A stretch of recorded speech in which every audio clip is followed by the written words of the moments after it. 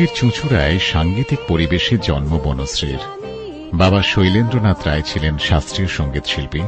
তার কাছেই শৈশবে প্রথম তালিম, পরে প্রশিক্ষণ নেন রাজেন বন্দ্যোপাধ্যায়, সুধীন দাশগুপ্ত, প্রবীর মজুমদার, সাগিরউদ্দিন খান, সন্তোষ সেনগুপ্ত প্রমুখের কাছে। আকাশবাণী ও দূরদর্শনের দীর্ঘদিনের শিল্পী বনশ্রী HMV-তে অজস্র গান রেকর্ড করেছেন। আজ বিকেলের ডাকে তোমার চিঠি পেলাম, দূর আকাশে তোমার সুর, ছিছি একই কাণ্ড করেছি, আমার অঙ্গে জলে রং মশাল, সুন্দরবনের সুন্দরী গাছের মতো বহু গান বাংলা সঙ্গীতের চিরস্মরণীয় সম্পদ হয়ে রয়েছে। আকাশবাণীর সংবাদ বিভাগকে এক সাক্ষাৎকারে শিল্পী শুনিয়েছিলেন সেই সোনালী দিনগুলির কথা। তারই অংশবিশেষ। তখন সত্যি কথা দুখানা করে গান হতো, সুরকার, গীতিকার, শিল্পী আমরা সবাই মিলে।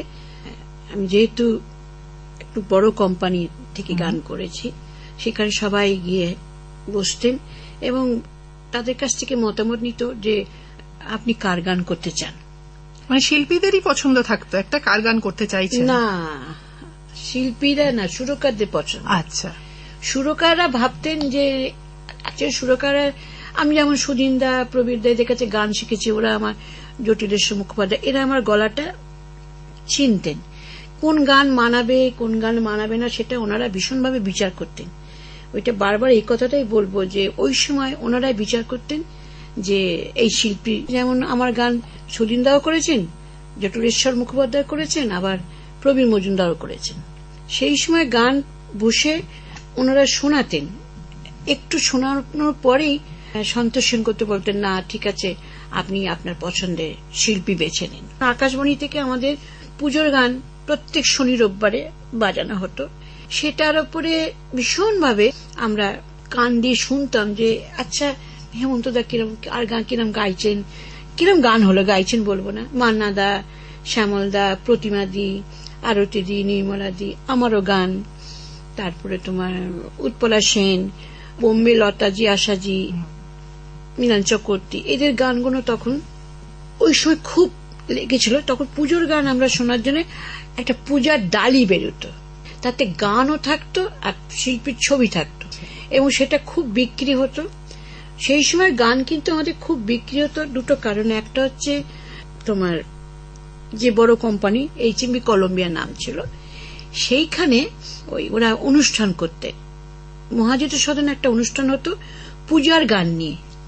এইবার পূজার গান নিয়ে যখন হতো তখন ওটা অ্যারেঞ্জমেন্ট করতেন আমাদের বাঁশি বাজাতেন, উনি অ্যারেঞ্জমেন্ট করতেন, আমরা সব শিল্পীরা একটা করে গান গাইতাম। মানে যাদের পুজোর সেবারে গান বেরোচ্ছে সবাই মিলে সেখানে গাইতে হতো এবং সেখানে সামনে সারিতে সাংবাদিক ছিলেন, জনসাধারণও যেতে পারে। হ্যাঁ হ্যাঁ, তারা থাকতেন এবং গান ভালো মন্দটা ভীষণভাবে লিখতেন।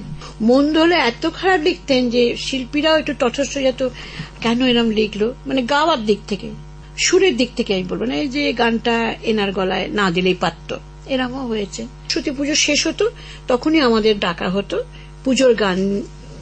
আমাদের জিজ্ঞেসও করতো তুমি কার সুরে গান করতে চাও। তা আমি যেহেতু সুধীনদার ছাত্রী, আমার কিছু কিছু গান পছন্দ হতো, বলতাম। সেটা আবার সুধীনদাকে যখন বলতাম যে আপনি আমার গান করুন, তখন উনি আমাকে একটা গান দিয়েছে, আমি তোমায় শোনাই। এটা সালটা তোমার বলে দিচ্ছি, এই 79 কি 70 এরম হবে, আমি সালটা বলতে পারছি না।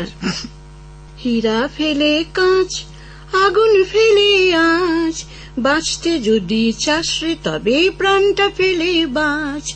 হীরা ফেলে কাঁচ, আগুন ফেলে আঁচ, বাঁচতে যদি চাস রে তবে প্রাণটা ফেলে বাঁচ। যেহেতু শিখেছি, যেহেতু আমি ওনাকে এটা বলাতে উনি বললেন যে তোমাকে দেবো এই গানটা। এমন সময় ছিল যে এক পিঠে প্রবীরদা, এক পিঠে জটিলেশ্বর মুখোপাধ্যায়।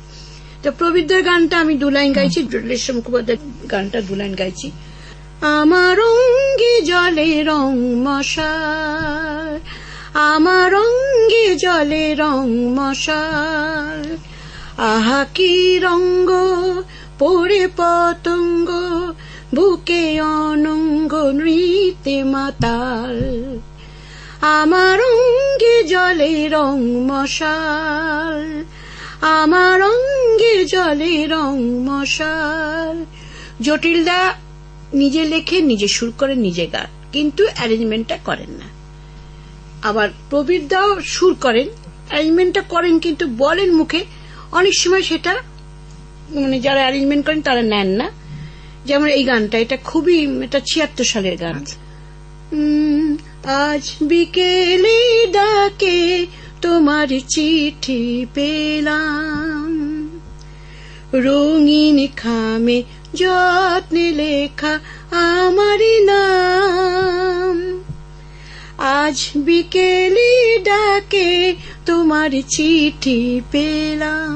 ভালোবাসার এই যে ছোট্ট পাখি, আনন্দ বই খুশির রাঙা রাখি, আমার মনি বন্ধে বেঁধে তাকে সুখের গানে আপনাকে আজ ভাসিয়ে দিলাম। আজ বিকেলে